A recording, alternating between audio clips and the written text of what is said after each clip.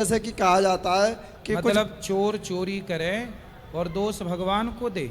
नहीं, जैसे क्या चाहते हैं आप? मैं ये चाहता हूँ उनकी मर्जी के बिना पत्ता नहीं हिलता। ठीक तो है। हम कोई भी कर्म करते हैं तो जब बुरा करते हैं तो हमारे मत्थे मर दिया जाता है कि हमने अपनी बुद्धि से करा, और जब अच्छा करते हैं तो ये कहते हैं कि भगवान की कृपा से। ना ना, अच्छा भी आपका है, नहीं तो यही तो जिज्ञासा। अच्छा भी आपका है और बुरा भी आपका है।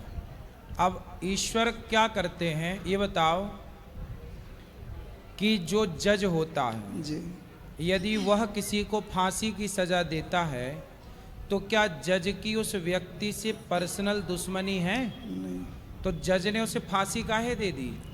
उसके कर्मों के आधार पे। हाँ, जैसे उसके कर्मों के आधार पर जज ने फांसी दी, उसी प्रकार ईश्वर तो केवल जज बन के आपके कर्मों का हिसाब किताब करते हैं। प्रभु जी आपकी बात बिल्कुल ठीक है। ईश्वर का वही काम है जो एक जज का काम है।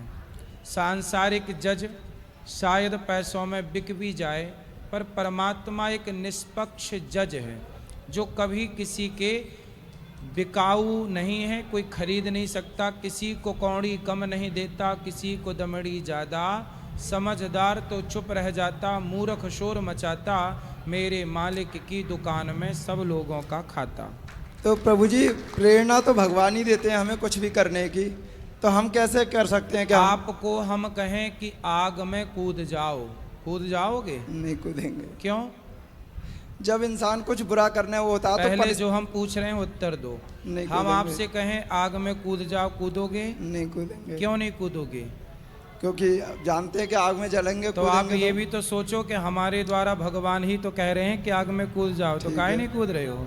ठीक है। मतलब आग में आप इसलिए नहीं कूद रहे हो क्योंकि आपको समझ है कि आपके लिए क्या सही है और क्या गलत है। उसी तरह भगवान ने आपको पागल बनाया होता तो अलग विषय था, पर आपको समझने की बुद्धि दी है ना। आपको पता है कि चोरी करना गलत है, बलात्कार करना गलत है, मार काट करना गलत है। जब आपको पता है कि ये गलत है तो फिर आपने क्यों किए, और किए तो फिर भोगेगा कौन? हम ही भोगेंगे। ईश्वर ने तो कहा नहीं कि तुम किसी के साथ बलात्कार करो, ईश्वर ने तो कहा नहीं कि तुम किसी के घर में चोरी करो। भाई आपको पता था ना कि सही क्या है गलत क्या है। आपको पता है कि ये आग है, इसमें कूदेंगे तो जल जाएंगे, ये कुआं है, इसमें कूदेंगे तो मर जाएंगे। आपको जब पता है सही गलत का तो फिर दोष आपका हुआ ना, ईश्वर का कैसे हुआ? लेकिन प्रभु जी फिर भी परिस्थितियां ऐसी बन जाती हैं, आज भी केस देखने को आते हैं कि महिलाएं जल रही हैं जिंदा, या कोई आत्महत्या कर रहा है डिप्रेशन में जाके, या कोई परीक्षा में फेल हो गया। हाँ। तो परिस्थितियां वैसी बन जाती हैं कि इंसान तो करने पे मजबूर हो जाता है। क्यों ऐसी बनाते हो? परिस्थितियां बनाने वाला कौन है? आप लोग ही तो बनाते हैं। आप लोगों को कंपटीशन क्यों करना है?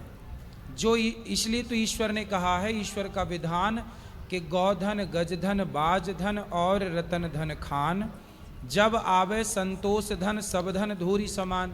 जितना पढ़ लिया, जितना कमा लिया, जितना पा लिया, उतने में संतोष रखे व्यक्ति तो कभी डिप्रेशन की बीमारी ही ना हो। असंतुष्ट है इसलिए तनाव है, चिंताएं हैं, डिप्रेशन है। यदि व्यक्ति संतुष्ट है तो बताओ सुखी है कि नहीं? अब देखो ये साधु बैठे हैं हमारे ध्रुवदास जी महाराज जी जी। ये पेड़ के नीचे भी सो जाते हैं, ये महलों में भी रह लेते हैं और घास की झोपड़ी में, इन्हें कुछ चाहिए ही नहीं, इसलिए ये सुखी हैं। पर आपको सब कुछ चाहिए पर है कुछ नहीं तो आप दुखी हैं। आपके पास भी कुछ नहीं है, साधु के पास भी कुछ नहीं है। फर्क इतना है कि आपके पास कुछ नहीं है पर पाने की इच्छाएं हैं, पर साधु के पास कुछ नहीं है पर कुछ पाने की उसके अंदर इच्छा ही नहीं है, इसलिए वह सुखी हैं, आप दुखी हैं। तो प्रभु जी फिर इस चौपाई का क्या मतलब हुआ है? मैंने एक चौपाई पढ़ी थी कि जाको प्रभु दारुण दुख दें बाकी मति पहले हर लें। भगवान को जिसे दुख देना होता है उसकी बुद्धि पहले भ्रष्ट कर देते हैं। ठीक है। तो फिर इंसान के हाथ में खा रहा कुछ। विनाश काले विपरीत बुद्धि, जब नाश मनुज पर छाता है पहले विवेक मर जाता है। सुनो, जब व्यक्ति भगवान के बताए रास्ते से भटक जाता है, जैसे दुर्योधन ने साड़ी खींची द्रौपदी की, खिंचवाई दुशासन से, चलो दुर्योधन ने गलती की, दुशासन ने भी गलती की, पर भगवान ने एक मौका दिया भगवान शांति दूत बनकर गए थे कि पांडव को 5 गांव दे दो, यदि मान लोगे तो आपका विनाश नहीं होगा। पर दुर्योधन ने गलती की, पांडवों का धन भी हड़प लिया, द्रौपदी के कपड़े भी उतार दिए और शांति दूत बनकर गए तो भगवान के प्रस्ताव को ठुकरा दिया। तब भगवान को लगा कि अब इसे दंड देना पड़ेगा। जो व्यक्ति भगवान का कहा भी ना सुने, जो माँ बाप का कहा ना सुने, जो बड़ों का कहा ना सुने, तब भगवान उसकी मति इसलिए घुमाते हैं कि अब इसके विनाश का टाइम है, क्योंकि इसे दंड देना है, क्योंकि इसके पाप बढ़ गए, इसलिए भगवान वहां करते हैं। परंतु आपको मौका देते हैं, ऐसा नहीं कि दुर्योधन को मौका नहीं दिया, रावण को भी मौका दिया। हनुमान जी समझाने गए, अंगद जी समझाने गए कि भाई शरण में चल, बच जाएगा। पर जब सारे मौकों को आप ठुकराओगे तब तो फिर समय विपरीत आके खड़ा होगा। इसलिए नाश हुआ, पर नाश करने के पहले परमात्मा कई मौके देते हैं, अवसर देते हैं। इसलिए उसको आप समझना है। आपको डायरेक्ट नाश नहीं होता कभी किसी का। ठीक है प्रभु, मेरा दूसरा प्रश्न ये है, आपने जो पूछा कि ईश्वर की मर्जी के बिना पत्ता नहीं हिलता, देखो कुछ जगह बात सही है, ईश्वर की मर्जी के बिना पत्ता नहीं हिलता, ये बात सबके लिए नहीं है। अब सुनो, भगवान कण कण में रहते हैं, तो कण कण में भगवान रहते हैं, रहते तो हैं, पर सबको दिखते थोड़ी हैं कण कण में, देखने वाला कोई करोड़ों में एक होगा। उसी तरह ईश्वर की मर्जी के बिना पत्ता नहीं हिलता। ये बात उनके लिए है जो ईश्वर पर भरोसा करते हैं। अब मैं ईश्वर पर भरोसा करता हूँ, जब मैं ये मानूंगा कि परमात्मा की इच्छा के बिना पत्ता नहीं हिलता, तो जब मैं ये जानता हूँ कि सब ईश्वर की मर्जी से है, तो मैं गलत करता ही नहीं।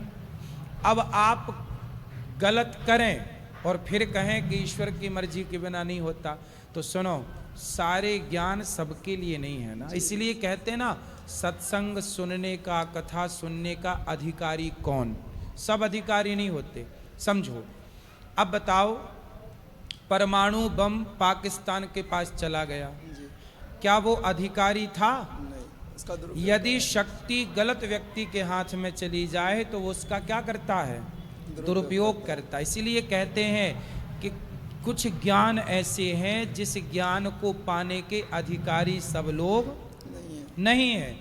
तो जो ये वाला ज्ञान है कि ईश्वर की मर्जी के बिना पत्ता नहीं हिलता, इस ज्ञान के भी अधिकारी सब थे नहीं, पर यह ज्ञान सब तक पहुंच गया। तो इस ज्ञान के बल पर लोग मिसयूज कर रहे हैं पाप स्वयं, और दोषी बना रहे हैं ईश्वर को। ठीक है प्रभु, मेरा दूसरा प्रश्न ये है कि भगवत गीता में भगवान श्री कृष्ण अपनी विभूतियाँ बताते हैं कि पक्षियों में गरुड़ में हूँ, जलाशयों में समुद्र में हूँ, ऐसे ही बताते हैं कि इंद्रियों में मन में हूँ। और हम बात बात पे सुनते हैं आचार्यों से कि मन को वश में करो। हाँ। तो जब भगवान श्री कृष्ण इंद्रियों में मन खुद अपने आप को बता रहे हैं, तो हम मन को कैसे वश में कर सकते हैं फिर? और किसी ने करा हो तो उदाहरण दे के बताइए। जिस गीता की आप बात कर रहे हैं, उसी गीता में भगवान से अर्जुन ने पूछा कि चंचलम ही मनः कृष्ण। अर्जुन ने कहा कि प्रभु मेरा मन बड़ा चंचल है, मैं क्या करूं? ये अर्जुन ने सवाल किया गीता में कृष्ण भगवान से। तब भगवान ने कहा कि अभ्यासेन तु कौन्तेय वैराग्येण च गृह्यते। हे अर्जुन, जैसे मंदारी बंदर को अभ्यास के बल पर, प्रैक्टिस करा करा के बंदर को वश में कर लेता है। मंदारी के इशारों पर बंदर नाचता है कि नहीं? यदि बंदर को वश में किया जा सकता है, तो अभ्यास के कारण मन को भी वश में किया जा सकता है।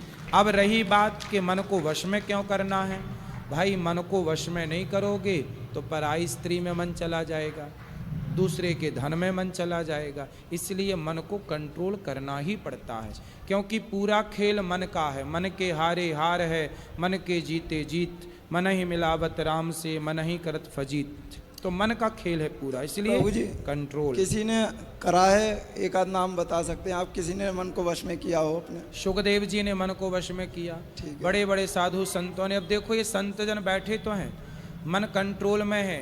बहुत सारे साधु हैं जिनका मन नहीं भटक रहा है। अब बताओ, मन को वश में करना कठिन तो है, पर कर सकते हैं, कोई बहुत बड़ी बात नहीं है।